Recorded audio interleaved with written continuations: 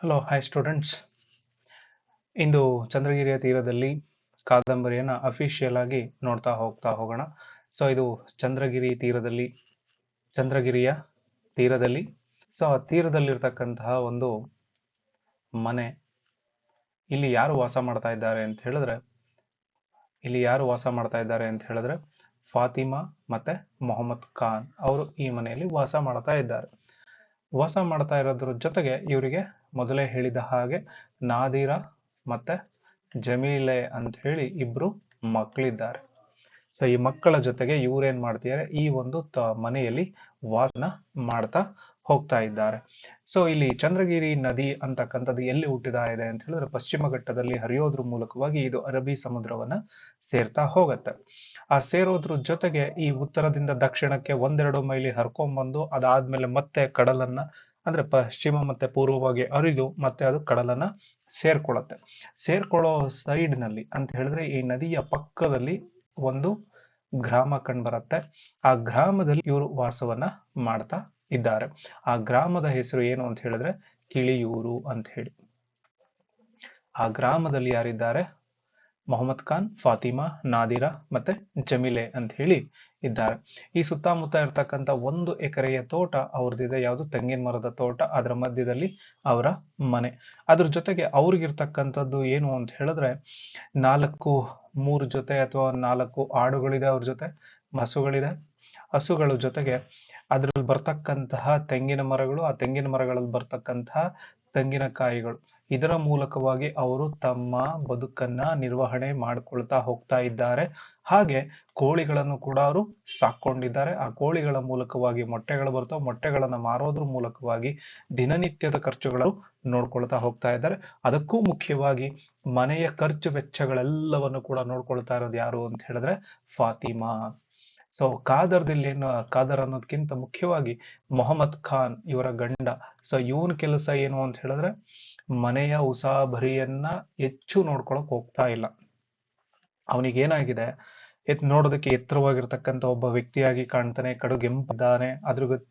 ಅದೇ ರೀತಿ ಮೌಲ್ವಿಗಳು ಯಾವ ರೀತಿ ಗಡ್ಡವನ್ನ ಬಿಟ್ಟಿರ್ತಾರೋ ಆ ಗಡ್ಡವನ್ನ ಇವನು ಕೂಡ ಬಿಟ್ಕೊಂಡಿದ್ದಾನೆ. ತೀರಾ ಬಡತನದಲ್ಲಿ ಬದುಕಿರ್ತಕ್ಕಂತಹ ಒಂದು ಜೀವಗಳಾಗಿ ಇವು ಕಾಣ್ತಾ ಹೋಗ್ತವೆ.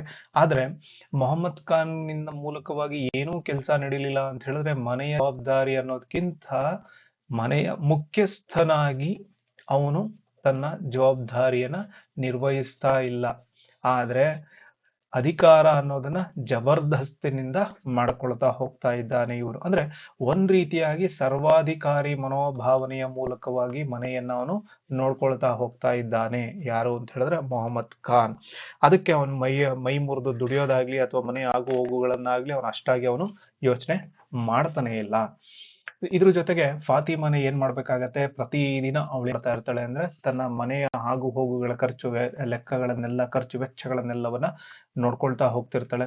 ಅದ್ರ ಜೊತೆಗೆ ಪ್ರತಿದಿನ ಅವಳು ಏನ್ ಕೆಲಸ ಮಾಡ್ತಿರ್ತಾಳೆ ಅಂತ ಹೇಳಿದ್ರೆ ತೆಂಗಿನ ಮಡಲುಗಳು ಇರ್ತವೆ. ಆ ಮಡಲುಗಳನ್ನ ಕಟ್ಟಿ ನೀರೊಳಗಡೆ ಹಾಕೋದು, ಅದನ್ನ ಮರುದಿನ ಎತ್ಕೊಂಡು ಬಂದು ಮೇಲ್ ಹಾಕಬೇಕು.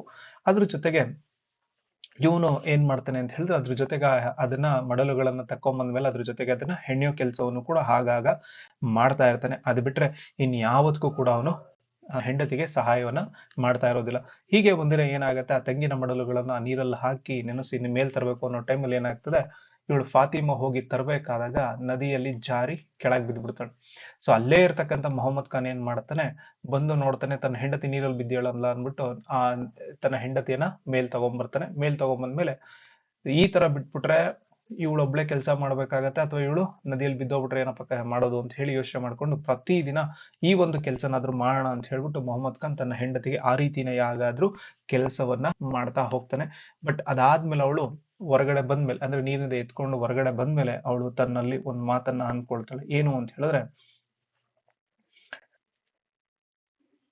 ನದಿಯಲ್ಲಾದ್ರೂ ಬಿದ್ದು ಸತ್ತಿದ್ರೆ ಎಷ್ಟೋ ಚೆನ್ನಾಗಿತ್ತು ಅಂತ ಹೇಳಿ ಫಾತಿಮಾ ಎಷ್ಟೋ ಸಲ ಅವಳು ಅನ್ಕೊಂಡಿರ್ತಾಳೆ. ಅವಳ ಮಾತನ್ನ ನೋಡಿದಾಗ್ಲೂ ಕೂಡ ಮೊಹಮ್ಮದ್ ಖಾನ್ ಬೈದಿರ್ತಾನೆ. ಇವೆಲ್ಲವೂ ಕೂಡ ನೋಡ್ಕೊಂಡು ತನ್ನ ಮಕ್ಕಳಿಬ್ರು ಕೂಡ ಅಲ್ಲಿ ಬೆಳೀತಾ ಹೋಗ್ತಾ ಇರ್ತಾರೆ. ಇಂಥ ಸಂದರ್ಭದಲ್ಲಿ ಇವರಿಬ್ಬರ ಮದುವೆ ವಿಷಯ ಬರ್ತಾ ಹೋಗ್ತದೆ. ಯಾರಿಬ್ರದ್ದು ಅಂತ ಹೇಳಿದ್ರೆ ಫಾತಿಮಾ ಮತ್ತೆ ಮೊಹಮ್ಮದ್ ಖಾನ್ದು. ಸೊ ಫಾತಿಮಾ ಅವಾಗ ಎಷ್ಟು ವರ್ಷ ಅಂತ ಹೇಳಿದ್ರೆ 11 ವರ್ಷ ಆಗಿತ್ತೇನೋ. ಮೊಹಮ್ಮದ್ ಖಾನ್ಗಾಗ್ಲೇ 28 ವರ್ಷಗಳ ನವ ಯುವಕನಾಗಿರ್ತಕ್ಕಂತಹ ಸಂದರ್ಭದಲ್ಲಿ ಮೊಹಮ್ಮದ್ ಖಾನ್ನ ಮನೆಯಲ್ಲಿ ಮದುವೆ ವಯಸ್ಸಿಗೆ ಬಂದಿದ್ದಾನೆ ಅಂತ ಹೇಳ್ಬಿಟ್ಟು ಇವನ ಬಗ್ಗೆ, ಮದುವೆ ವಯಸ್ಸಿನ ಬಗ್ಗೆ ಯಾರು ಕೂಡ ಮಾತಾಡ್ತಾ ಇಲ್ಲ, ಯಾರು ಕೂಡ ಯೋಚನೆ ಮಾಡ್ತಾ ಇಲ್ಲ. ತಂದೆ ತಾಯಿಗಳು ಕೂಡ ನನ್ನ ಬಗ್ಗೆ ಯೋಚನೆ ಮಾಡ್ಕೋತಾ ಇಲ್ವಲ್ಲ ಅಂತ ಅವನಿಗೆ ಅನ್ನಿಸ್ತಾ ಇತ್ತು. ಅದ್ರ ಜೊತೆಗೆ ಅವ್ರಿಗೆ ತಿಳಿಸೋದು ಹೇಗೆ, ಇವೆಲ್ಲವನ್ನ ಯೋಚನೆ ಮಾಡ್ಕೊಂಡು ಇರ್ತಾನೆ. ಸೊ ಹೀಗಿರ್ಬೇಕಾದ ಸಂದರ್ಭದಲ್ಲಿ ಒಂದು ದಿನ ಏನ್ ಮಾಡ್ತಾನೆ, ತನ್ನ ಗದ್ದೆಯ ಒಳಗಡೆ ಕೆಲಸವನ್ನ ಮಾಡ್ಬೇಕಾದಾಗ ಅಲ್ಲೇ ಪಕ್ಕದಲ್ಲಿ ಒಂದು ಹುಡುಗಿಯು ಕೂಡ ಕೆಲಸವನ್ನ ಮಾಡ್ತಾ ಇರುತ್ತೆ. ಆ ಹುಡುಗಿ ಸರಿಯಾಗಿ ಏನಿದೆ ಅಂತ ಹೇಳಿದ್ರೆ ಕೆಲಸ ಮಾಡ್ತಾ ಇರ್ತಾಳೆ. ಸೀರೆಯನ್ನ ಮೊಣಕಾಲ್ವರೆಗೂ ಎತ್ತು ಕಟ್ಬಿಟ್ಟು ರವಿಕೆಯನ್ನ ಹಾಕದೆ ಸೀರೆ ಸೆರಗಿನಿಂದಲೇ ಮೈ ಮುಚ್ಕೊಂಡಿರ್ತಾಳೆ. ಅವಾಗ ಅವಳು ಕೆಲಸ ಮಾಡ್ತಾ ಇರ್ಬೇಕಾದಾಗ ಮೊಹಮ್ಮದ್ ಖಾನ್ ಏನ್ ಮಾಡ್ತಾನೆ, ಅವಳ ಕಡೆ ಬಗ್ಗಿ ಬಗ್ಗಿ ನೋಡ್ತಾ ಇರ್ತಾನೆ. ಸೊ ಹಾಗೆ ನೋಡ್ತಾ ಇರ್ಬೇಕಾದಾಗ ಅವಳು ಕೂಡ ಅಲ್ಲಿಂದ ಕೆಲಸವನ್ನ ಮುಗಿಸ್ಕೊಂಡು ಇವನ್ ಕಡೆಗೆ ಬರೋದಕ್ಕೆ ಬರ್ತಾಳೆ. ಬಂದ್ ಅವನಿಗೆ ಸ್ವಲ್ಪ ಭಯ ಅನ್ನೋದು, ಗಾಬರಿ ಅನ್ನೋದು ಆಗತ್ತೆ. ಆ ತಕ್ಷಣಕ್ಕೆ ಅವಳೇ ಹತ್ರಕ್ಕೆ ಬಂದ್ಬಿಟ್ಟು, ಏನ್ ಸ್ವಾಮಿ, ನನ್ ಗುರು ಸಿಕ್ಲಿಲ್ವಾ ನಿನ್ಗೆ, ನಾನು ಕಾಳಿ ಅಲ್ವಾ ಅಂತ ಹೇಳಿ ಅವಳೇ ಪರಿಚಯವನ್ನ ಮಾಡ್ಕೋತಾಳೆ. ಯಾರ ಹತ್ರ? ಮೊಹಮ್ಮದ್ ಖಾನನ್ ಹತ್ರ. ಸರಿ ಹೌದಲ್ವಾ ನೀನೆ ಅಂತ ಹೇಳ್ಬಿಟ್ಟು ಅವಳೇನ್ ಮಾಡ್ತಾಳೆ, ಮಾತಾಡ್ಕೊಂಡು ಹಂಗೆ ಮುಂದೆ ಹೋಗ್ತಾ ಇರ್ತಾಳೆ. ಮುಂದೆ ಹೋಗ್ಬೇಕಾದಾಗ ಇವನು ಕೂಡ ಅವಳನ್ನ ನೋಡ್ತಾಳೆ. ನೋಡಿದ್ಮೇಲೆ ಅವಳು ತನ್ನ ಗುಡಿಸಲಿನ ಕಡೆಗೆ ಬರ್ತಾಳೆ. ಸೊ ಗುಡಿಸಲಿಗೆ ಬರ್ತಾಳೆ. ಅಲ್ಲಿ ಗುಡಿಸಲ ಹತ್ರ ಬಂದ್ಬಿಟ್ಟು ಅಲ್ಲಿ ಹಳ್ಳ ಇದೆ, ಹಳ್ಳದಲ್ಲಿ ಅವಳು ಸ್ನಾನವನ್ನ ಮಾಡ್ತಾ ಇರ್ತಾಳೆ. ಅದೇ ಟೈಮಲ್ಲಿ ಮೊಹಮ್ಮದ್ ಖಾನ್ ಕೂಡ ಅವಳಿಂದ ಹಿಂಬಾಲಿಸ್ಕೊಂಡ್ಬಂದು ಹಳ್ಳದಲ್ಲಿ ಸ್ನಾನ ಮಾಡ್ತಾ ಇರತಕ್ಕಂಥ ಹುಡುಗಿಯನ್ನ ನೋಡ್ತಾ ಇರ್ತಾನೆ, ಬಗ್ಗಿ ಬಗ್ಗಿ ನೋಡ್ತಾ ಇರ್ತಾನೆ. ಅದೇ ಟೈಮಲ್ಲಿ ಹಳ್ಳದಲ್ಲಿ ಸ್ನಾನ ಮಾಡ್ತಾ ಇರ್ತಕ್ಕಂತಹ ಕಾಳಿಯ ತಂದೆ ಹಿಂದೆ ಬರ್ತಾನೆ. ಏನ್ ಸ್ವಾಮಿ, ನೀವ್ ಈ ತರ ಮಾಡೋದಾ? ಸೊ ಅವಳು ನನ್ನ ಮಗಳು ಸ್ನಾನ ಮಾಡ್ತಿದ್ದಾಳೆ ಅಂತ ಹೇಳಿದ್ರೆ ನೀವು ಕದ್ದು ಕದ್ದು ನೋಡೋದಾ ಅನ್ನೋ ಒಂದು ಮಾತನ್ನ ಅವನು ಕೂಡ ಹೇಳ್ತಾನೆ. ಆ ತಕ್ಷಣಕ್ಕೆ ಇಲ್ಲಿಂದ ಹೇಗಾದ್ರೂ ಮಾಡಿ ತಪ್ಪಿಸ್ಕೊಂಡು ಹೋಗ್ಬೇಕಿತ್ತಲ್ಲಪ್ಪ ಅಂತ ಹೇಳಿ ಯೋಚನೆ ಮಾಡ್ಕೊಂಡು ಹಂಗೆ ಮಾತಾಡ್ತಾ ಇರ್ಬೇಕಾದಾಗ ಅಲ್ಲಿಂದ ತಪ್ಪಿಸ್ಕೊಂಡು ಅವನು ಈ ಕಡೆಗೆ ಬಂದ್ಬಿಡ್ತಾನೆ. ಬಂದ ಮೇಲೆ ನೇರವಾಗಿ ಅವನನ್ನು ಎಲ್ಲಿ ಕರ್ಕೊಂಡ್ ಬರ್ತಾರೆ ಅಂತ ಹೇಳಿದ್ರೆ ಮೊಹಮ್ಮದ್ ಖಾನರ ತಂದೆ ಹತ್ರಕ್ಕೆ ಅವರ ತಂದೆ ಬರ್ತಾನೆ. ಏನಂತ, ಏನ್ ಸ್ವಾಮಿ, ನಿಮ್ ಮಗನ್ಗೆ ಮದ್ವೆ ಮಾಡ್ಬೇಕು ಅನ್ನೋ ಯೋಚನೆ ಏನಾದ್ರು ಮಾಡಿಲ್ವಾ? ಅವನಿಗೆ ಹೆಣ್ಣನ್ನ ಹುಡುಕಿ ಬೇಗ ಒಂದು ಮದ್ವೆಯನ್ನ ಮಾಡ್ಬಿಡಿ. ಹೆಂಗಿದ್ರು ಇದೊಂದು ಪ್ರಕೃತಿ ಅಲ್ವಾ, ಪ್ರಕೃತಿ ನಿಯಮವನ್ನ ನಾವು ಮೀರಕ್ಕಾಗ್ತದ? ಸೊ ಆದ್ರಿಂದ ಅವನಿಗೆ ಮದ್ವೆಯನ್ನ ಮಾಡಿ ಅಂತ ಹೇಳ್ಬಿಟ್ಟು ಅವನೇ ಹೇಳ್ತಾನೆ. ಅವಾಗ ಮೊಹಮ್ಮದ್ ಖಾನರ ತಂದೆ ನನ್ನ ಮಗನಿಗೆ ಮದ್ವೆ ವಯಸ್ಸು ಬಂದಿದೆ ಅಲ್ವಾ ಅಂತ ಹೇಳಿ ಮಾಡ್ಕೊಂಡು ಅವಾಗ ಮದುವೆ ಮಾಡ್ಬೇಕು ಅಂತ ಹೇಳಿ ಹುಡುಗಿಯನ್ನ ಹುಡುಕ್ತಾ ಹೋಗ್ತಾರೆ. ಸೊ ಹುಡುಗಿಯನ್ನ ಹುಡುಕ್ಬೇಕಾದಾಗ ಬರೀ ಮದುವೆ ಅಂದ್ರೆ ಸಾಕ, ಆ ಮದುವೆ ಆಗ್ತಕ್ಕಂತಹ ಮನೆತನ ಹೇಗಿದೆ ಅನ್ನೋದನ್ನ ನಾವು ಯೋಚನೆ ಮಾಡ್ಬೇಕಲ್ವಾ ಅಂತ ಹೇಳ್ಬಿಟ್ಟು ಯಾವ್ದೋ ಒಂದು ಹುಡುಗಿ ಇದ್ದಾಳೆ ಅಂತ ಹೇಳಿ ಗೊತ್ತಾಗ್ತದೆ. ಅದು ಯಾರು ಅಂತ ಹೇಳಿದ್ರೆ ಫಾತಿಮಾ ಮನೆಯವರು ಅನ್ನೋದು ಗೊತ್ತಾಗ್ತದೆ. ಸೊ ಫಾತಿಮಾ ಮನೆಗೆ ಬಂದಾಗ, ಅಥವಾ ಫಾತಿಮಾಗೆ ಮದುವೆ ಆಗ್ಬೇಕಾಗಿರ್ತಕ್ಕಂತಹ ವಯಸ್ಸು ಎಷ್ಟಾಗಿದೆ ಅಂತ ಹೇಳಿದ್ರೆ ಅವಳಿಗೆ ಇನ್ನೂ ಕೂಡ 11 ವರ್ಷ ಮಾತ್ರ ಆಗಿದೆ. ಅಂತವಳನ್ನ ಮದುವೆ ಮಾಡ್ಕೋಬೇಕು ಅಂತ ಹೇಳಿದಾಗ ಸರಿ ಆಯ್ತು ಅಂತ ಹೇಳಿ ಇಬ್ರು ಕೂಡ ಎರಡೂ ಕಡೆ ಮನೆಯವರು ಒಪ್ಕೊಂಡು ಏನ್ ಮಾಡ್ತಾರೆ, ಮದುವೆಯನ್ನ ಮಾಡಿ ಕಳಿಸ್ತಾರೆ. ಮಾಡಿ ಕಳಿಸಿದ ಮೇಲೆ ಈ ಕಡೆಗೆ ಮದುವೆ ಮನೆಯಿಂದ ಫಾತಿಮಾನ ಗಂಡನ ಮನೆಗೆ ಕರ್ಕೊಂಬರ್ತಾರೆ, ಅಂದ್ರೆ ಮೊಹಮ್ಮದ್ ಖಾನನ ಮನೆಗೆ ಕರ್ಕೊಂಬರ್ತಾರೆ. ಬಟ್ ಇಲ್ಲಿ ಮೊಹಮ್ಮದ್ ಖಾನ್ಗೆ ಬೇಕಾಗಿರತಕ್ಕಂಥದ್ದು ಹುಡುಗಿ ಮಾತ್ರ ಅಥವಾ ಹೆಂಡತಿ ಮಾತ್ರ. ಆದ್ರೆ ಫಾತಿಮಾಗೆ ಬೇಕಾಗಿರೋದು ಸಂಸಾರ. ಈ ಎರಡು ವ್ಯತ್ಯಾಸಗಳು ಸ್ಟಾರ್ಟಿಂಗ್ ಅಲ್ಲಿ ನಮ್ಗೆ ಅರ್ಥ ಆಗ್ಬೇಕಾಗಿರ್ತಕ್ಕಂಥದ್ದು. ಸೊ ಅವಾಗ ಏನಾಗುತ್ತೆ, ಸರಿ ಆಯ್ತು ಮಗಿ ಕರ್ಕೊಂಡ್ ಬರ್ತಾರೆ. ಕರ್ಕೊಂಡ್ ಬಂದ್ಮೇಲೆ ಫಾತಿಮಾಳಿಗೆ ಮೊದಲ ರಾತ್ರಿಗೆ ಅಂತ ಹೇಳಿ ಅವಳನ್ನ ರೆಡಿ ಮಾಡಿ ಕಳಿಸ್ತಾರೆ. ಅವಳಿಗೆ ಬೇಕಾಗಿರ್ತಕ್ಕಂಥ ಏನು ಒಡವೆಗಳನ್ನಾಗ್ಲಿ, ಜರಿಯೆ ಸೀರೆಯನ್ನಾಗ್ಲಿ ಎಲ್ಲವನ್ನ ಹಾಕಿ ಅವಳಿಗೆ ಇಲ್ಲಿ ಕಳಿಸ್ತಾರೆ, ಮದುವೆ ಮನೆಯ ಅಂದ್ರೆ ಮೊದಲ ರಾತ್ರಿಯ ಕೋಣೆಗೆ ಕಳಿಸ್ತಾರೆ. ಈಗಾಗ್ಲೇ ಮೊಹಮ್ಮದ್ ಖಾನ್ ನೋಡಿರ್ತಕ್ಕಂತಹ ಕಾಳಿಯ ಮೈಕಟ್ಟು, ದೇಹ ಹೇಗಿದೆ ಅನ್ನೋದನ್ನ ನೋಡಿರ್ತಾನಲ್ವಾ. ಸೊ ಹಾಗೆ ತನ್ ಕಟ್ಟಿರ್ತಕ್ಕಂಥ ಹೆಂಡತಿಯು ಕೂಡ ಇರ್ತಾಳೆ ಅಂತ ಹೇಳಿ ಅನ್ಕೊಂಡು ಅವನು ಬರ್ತಾನೆ. ಆದ್ರೆ ಇವಳು ಇರೋದಿಲ್ಲ. ಆದ್ರೂ ಅವಳ ಆ ರೀತಿ ಇಲ್ಲ ಅಂದ್ರೂ ಪರವಾಗಿಲ್ಲ, ನನಗ್ ಬೇಕಾಗಿರೋದು ನನ್ನ ಆಸೆಯನ್ನ ತೀರಿಸ್ಕೊಳ್ಬೇಕಾಗಿರ್ತಕ್ಕಂಥ ಒಂದು ಹುಡುಗಿ ಅಂತ ಹೇಳ್ಬಿಟ್ಟು ಸಡನ್ ಆಗಿ ಏನ್ ಮಾಡ್ತಾಳೆ, ಒಂದು ವ್ಯಗ್ರನ ರೀತಿಯಲ್ಲಿ ಫಾತಿಮಾ ಮೇಲೆ ಇರುತ್ತಾನೆ. ಸೊ ಅವಳಿಗೆ ಇದೆಲ್ಲ ನೋಡಿ ಭಯ ಆಗೋಗುತ್ತೆ, ಏನ್ ಈ ತರ ಆಗ್ತಿದ್ಯಲ್ಲ, ಏನು ಹಿಂಗೆ ಅಂತ ಹೇಳ್ಬಿಟ್ಟು. ಅದಾದ್ಮೇಲೆ ಸರಿ ಆಯ್ತು, ಹೇಗೋ ಒಂದು ರಾತ್ರಿ ಏನೋ ಅವಳು ಸಹಿಸ್ಕೋತಾಳೆ. ಸಹಿಸ್ಕೊಂಡ ಮೇಲೆ ಮಾರನೇ ದಿನ ತನ್ನ ಗಂಡನ ಜೊತೆ ಇನ್ನೊಂದು ರಾತ್ರಿಯನ್ನು ಕಳಿಬೇಕು ಅಂದಾಗ ಅವಳ ಕೈಯಲ್ಲಿ ನಾನು ಹೋಗೋದಿಲ್ಲ ಅಂತ ಹೇಳಿ ತನ್ನ ತಂದೆ ತಾಯಿ ಹತ್ರ ಅವಳು ಹೇಳ್ಕೊತಾಳೆ. ಆ ತಂದೆ ತಾಯಿ ಹತ್ರ ಇದಕ್ಕೋಸ್ಕರ ನೀವು ಮದುವೆಯನ್ನ ಮಾಡ್ಕೊಟ್ರು ನನಗೆ ಅಂತ ಹೇಳಿ ಮೊಹಮ್ಮದ್ ಖಾನ್ ಎಲ್ಲ ಮಾತಾಡ್ತಾರೆ. ನೀವೇನು ಬೇಜಾರಾಗ್ಬೇಡಿ, ಹೋಗಿ ನಾವು ಮಗಳನ್ನ ಕಳಿಸ್ತೀವಿ ಅಂತ ಹೇಳಿ ತನ್ನ ಮಗಳನ್ನ ರೆಡಿ ಮಾಡ್ಬಿಟ್ಟು ಮತ್ತೆ ಅವನ ಕೋಣೆಗೆ ಕಳಿಸೋದಕ್ಕೆ ಮುಂದಾಗ್ತಾರೆ. ಸೊ ಅವಾಗ ಅವಳು ಹೇಳ್ತಾಳೆ, ನನ್ನನ್ನು ಅಲ್ಲಿಗೆ ಕಳಿಸ್ಬೇಡಿ, ನೀವು ನನಗೆ ಬೇಡಿ, ನಾನು ಅಲ್ಲಿ ಹೋಗೋದಿಲ್ಲ ಅಂತ ಹೇಳಿ ಹೇಳ್ತಾಳೆ. ಆದ್ರೂ ಕೂಡ ಅಮ್ಮ ಏನ್ ಮಾಡ್ತಾರೆ, ಬಲವಂತದಿಂದ ಅವಳನ್ನ ಆ ಕಡೆಗೆ ಕಳಿಸ್ತಾರೆ. ಅದಾದ್ಮೇಲೆ ಸರಿ ಅವಳು ಬರ್ತಾಳೆ. ಬಂದ ಮೇಲೆ ಆ ರಾತ್ರಿ ಕೂಡ ಅವಳಿಗೆ ಯಾವ ಅನುಭವ ಆಗಿತ್ತೋ ಅದೇ ಅನುಭವ ಕೂಡ ಆಗ್ತದೆ.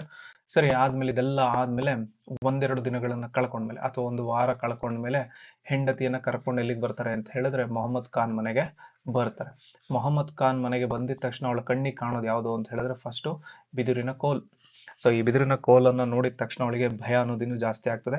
ಅದಕ್ಕೆ ಇದೇನಕ್ಕೆ ಗೊತ್ತಾ ಅಂತ ಹೇಳಿ ಅವ್ನು ಕೇಳ್ತಾನೆ. ಕೇಳಿದ ತಕ್ಷಣ ನೀನ್ ಏನಾದ್ರೂ ಸರಿಯಾಗಿ ನಡ್ಕೊಳ್ಳಿಲ್ಲ ಅಂತ ಹೇಳಿದ್ರೆ ಇದು ಮಾತಾಡೋದ್ ಹತ್ರ ಅಂತ ಹೇಳ್ಬಿಟ್ಟು ಅವಾಗ ತೋರಿಸಿ ಅದನ್ನ ಬೆದರಿಸ್ತಾ ಹೋಗ್ತಾನೆ.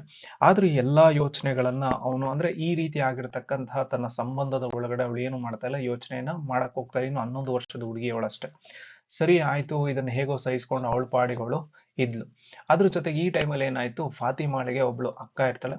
ಅಕ್ಕ ಏನ್ ಮಾಡ್ತಾಳೆ, ಮದುವೆಗೆ ಬಂದು ಕರ್ಕೊಂಡು ಹೋಗಿರ್ತಾಳೆ. ಕರ್ಕೊಂಡು ಹೋಗಿರೋದ್ರ ಜೊತೆಗೆ ಆ ಮಗಳನ್ನ ಮದುವೆ ಮಾಡಿ ಕಳಿಸ್ಬೇಕಲ್ಲ, ಕಳಿಸೋ ಟೈಮಲ್ಲಿ ಅವಳು ಬಲವಂತದಿಂದ ಫಾತಿಮಾಳನ್ನ ಮನೆಯಲ್ಲೇ ಇರಿಸ್ಕೋತಾಳೆ.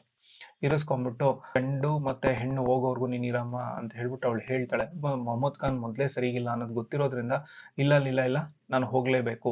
ಸೊ ಈ ಕಡೆ ಅಕ್ಕ ಏನ್ ಹೇಳ್ತಾಳೆ ಅಂತ ಹೇಳಿದ್ರೆ ತನ್ನ ಮಗಳ ಜೊತೆಗೆ ಅವಳ ಮನೆಗೆ ಹೋಗಿ ಅವಳನ್ನ ಬಿಟ್ಬಿಟ್ಟು ಅವಳ ಜೊತೆ ಒಂದಿನ ಇದ್ಬಿಟ್ಟು ಬಾ ಅಂತ ಅವಳು ಹೇಳ್ತಾಳೆ. ಆದ್ರೆ ಅವಳಿಗೆ ಮೊಹಮ್ಮದ್ ಖಾನ್ ವಿಚಾರ ಗೊತ್ತಿಲ್ವಲ್ಲ, ಸೊ ಇವಳಿಗೆ ಗೊತ್ತಿದೆ ಅಲ್ವಾ, ಅದಕ್ಕೋಸ್ಕರ ಇಲ್ಲ ನಾನು ಹೋಗ್ಲೇಬೇಕು ಅಂತ ಹೇಳಿ ಇವಳು ಕೂಡ ಹಠ ಮಾಡ್ತಾಳೆ. ಹಠ ಮಾಡಿದ್ಮೇಲೆ ಸರಿ ಅಮ್ಮ ಮಗಳನ್ನ ಕಳಿಸೋವರ್ಗಾದ್ರೂ ಇರು, ಆಮೇಲೆ ನೀನ್ ಹೋಗುವಂತೆ ಅಂತಿಟ್ಟು ಹೇಳ್ತಾಳೆ. ಸರಿ ಆಯ್ತು ಅಂತ ಹೇಳಿ ಕೇಳ್ಕೊಂಡು ಅವಳು ಕೂಡ ಅಲ್ಲೇ ಇರ್ತಾಳೆ. ಆಯ್ತು, ಅದಾದ್ಮೇಲೆ ಮಗಳನ್ನ ಕಳಿಸೋ ಅಷ್ಟೊತ್ತಿಗಾಗ್ಲೇ ರಾತ್ರಿ 8-9 ಗಂಟೆ ಮೇಲೆ ಆಗೋಗಿರತ್ತೆ. ಸೊ ಇವಾಗ ಮನೆಗೆ ಹೊರಡಬೇಕು. ಸೊ ಮನೆಗೆ ಹೊರಡಬೇಕಾದಾಗ ಫಾತಿಮಾ ಮತ್ತೆ ಕೇಳ್ತಾಳೆ, ಅಕ್ಕ ಮಗನನ್ನ ಕಳಿಸು, ನನ್ನ ಜೊತೆ ಅಲ್ಲಿವರೆಗೂ ಬಿಟ್ಟು ಬರ್ಲಿ ಅಂತ ಹೇಳ್ಬಿಟ್ಟು. ಸೊ ಅಲ್ಲಿಗೆ ಮನೆ ಹತ್ರಕ್ಕೆ ಬರ್ತಾರೆ. ಮನೆ ಹತ್ರಕ್ಕೆ ಬಂದಿದ ತಕ್ಷಣ ಅಷ್ಟೊತ್ತಿಗಾಗ್ಲೇ ಮನೇಲಿ ತುಂಬಾ ಜನ ಮನೇಲಿ ಆಗ್ಲೇ ತುಂಬಾ ಹೊತ್ತಾಗೋಗಿದ್ಯಲ್ವಾ, ಮೊಹಮ್ಮದ್ ಖಾನ್ ವೆಯ್ಟ್ ಮಾಡ್ತಾ ಇರ್ತಾರೆ. ಮೊಹಮ್ಮದ್ ಖಾನ್ ವೆಯ್ಟ್ ಮಾಡ್ತಾ ಇರೋ ಟೈಮಲ್ಲಿ ಇವಳು ಕೂಡ ಬರ್ತಾಳೆ. ಬಂದು ಮನೆಯ ಬಾಗ್ಲೊಳಗೆ ಹಾಲನ್ನ ಇಡ್ತಾಳೆ. ಅಷ್ಟೊತ್ತಿಗೆ ಅವನು ವ್ಯಗ್ರ ರೂಪವನ್ನ ತೆಗೆದುಕೊಂಡು ಜೋರಾಗಿ ಮಾತಾಡಕ್ ಶುರು ಮಾಡ್ತಾನೆ. ಏನು ಕಳಿಸುಳೆ, ಎಲ್ಲಿಗೆ ಹೋಗಿದೆ ಇಷ್ಟೊತ್ತು ಅಂತ ಹೇಳಿ ಜೋರಾಗಿ, ಯಾವ ಮಿಂಡನನ್ನ ಹುಡ್ಕೊಂಡು ಹೋಗಿದ್ಯೆ, ಇಷ್ಟೊತ್ತಿಗೆ ಬಂದಿದ್ಯಲ್ಲ ಅಂತ ಹೇಳಿ ಅವನು ಆ ಬಿದ್ರು ಕೋಲ್ ಇಟ್ಕೊಂಡಿದ್ದಲ್ಲ ಹಿಡ್ಕೊಂಡು ಅವನು ಹೊಡೆಯೋ ಟೈಮ್ಗೆ, ಅವಳಿಗೆ ಬೆನ್ನಿ ಹೊಡೆಯೋ ಟೈಮಲ್ಲಿ ಇಲ್ಲಿ ಬಂದಿರತಕ್ಕಂಥ ಅಕ್ಕನ ಮಗ ಏನ್ ಮಾಡ್ತಾನೆ, ನಾನು ಬರ್ತೀನಿ ಅನ್ನುತ್ತ ಅಂದ್ಬಿಟ್ಟು ಈ ಕಡೆಗೆ ಅವನು ಬಂದ್ಬಿಡ್ತಾನೆ. ಇವಾಗ್ಲಿಂದ ಅವಳಿಗೆ ಅರ್ಥ ಆಗಿದ್ದೇನು ಅಂತ ಹೇಳಿದ್ರೆ, ನಾನು ಮನೆಯನ್ನ ಬಿಟ್ಟು ಎಲ್ಲೂ ಕೂಡ ಹೋಗೋದಿಕ್ಕಾಗೋದಿಲ್ಲ ಅಂತ ಹೇಳಿ ಗೊತ್ತಾಗ್ತದೆ. ಅದಾದ್ಮೇಲೆ ತನ್ನ ಅಕ್ಕನಿಗೂ ಕೂಡ ವಿಚಾರವನ್ನು ಅವಳು ಮತ್ತೆ ತಿಳಿಸ್ಕೋತಾಳೆ. ಮತ್ತೆ ಅಕ್ಕನ ಮಗನ ಮೂಲಕವಾಗಿಯೂ ಕೂಡ ಗೊತ್ತಾಗತ್ತೆ. ಅವಾಗ ಯಾವತ್ತೋ ಒಂದನ್ನ ಸಿಕ್ಕದಾಗ ಅವಳು ಹೇಳ್ಕೊತಾರೆ, ನೋಡು ಇಲ್ಲಿ ಮುಖ್ಯವಾಗಿ ಬೇಕಾಗಿರತಕ್ಕಂಥದ್ದು ಸಂಸಾರ. ಈ ಸಂಸಾರ ಚೆನ್ನಾಗಿತ್ತು ಅಂದ್ರೆ ನಾವ್ ಎಲ್ ಬೇಕಾದ್ರೂ ಹೇಗಾದ್ರೂ ಇರ್ಬೋದು. ಸೊ ಆದ್ರಿಂದ ನೀನು ಮದುವೆಗೆ ಬರೋದಾಗ್ಲಿ ಅಥವಾ ಇಲ್ಲಿ ಇಲ್ದ್ರೂ ಪರವಾಗಿಲ್ಲ, ಫಸ್ಟ್ ನಿನ್ ಸಂಸಾರವನ್ನ ನೀನ್ ನೋಡ್ಕೊ ಅಂತ ಹೇಳಿ ಅಕ್ಕನೂ ಕೂಡ ಯಾರಿಗೆ, ಫಾತಿಮಾಗೆ ಹೇಳಿ ಕಳಿಸಿರ್ತಾಳೆ. ನಡೀತಾ ಇರಬೇಕಾದ ಸಂದರ್ಭದಲ್ಲಿ ಪ್ರತಿದಿನ ಮನೆಯ ಆಗು ಹೋಗುಗಳನ್ನೆಲ್ಲವನ್ನ ನೋಡ್ಕೊಳ್ತಾ ಇರತಕ್ಕಂಥ ಫಾತಿಮಾ ಗಂಡ ಯಾವುದೇ ಕೆಲಸಗಳಿಲ್ಲದೆ ಮನೆಗೆ ಏನ್ ಸರ್ವಾಧಿಕಾರಿಯಾಗಿ ತನ್ನ ಮನೋಭಾವವನ್ನು ತೋರಿಸ್ಬೇಕಾಗಿತ್ತೋ ಹಾಗೆ ತೋರಿಸ್ಕೊಂಡು ಇರ್ತಾನೆ. ಸೊ ಈ ಮಧ್ಯೆ ಇವರಿಬ್ರಿಗೂ ಇಬ್ರು ಮಕ್ಕಳಾಗ್ತವೆ. ಆ ಮಕ್ಳು ಯಾವುದು ಅಂತ ಹೇಳಿದ್ರೆ ಒಬ್ರು ನಾದೀರ, ಇನ್ನೊಬ್ಳು ಜಮೀಲೆ. ಇಲ್ಲಿಗೆ ಒಂದು ಅಂದ್ರೆ ಮೊಹಮ್ಮದ್ ಖಾನ್ ಮತ್ತೆ ಫಾತಿಮರ ಹಿನ್ನೆಲೆ ಅನ್ನೋದು ಇಲ್ಲಿಗೆ ಅರ್ಥ ಆಗಿದೆ ಅಂತ ಅನ್ಕೊಳ್ತೀನಿ. ನೆಕ್ಸ್ಟ್ ಇಲ್ಲಿನ ಮುಂದಕ್ಕೆ ನಾದೀರಳ ವಿಚಾರ ಮತ್ತೆ ನಾದೀರಳ ಮದುವೆ ವಿಚಾರ ಇದು ತಿಳ್ಕೊಳ್ತಾ ಹೋಗೋಣ. Thank you.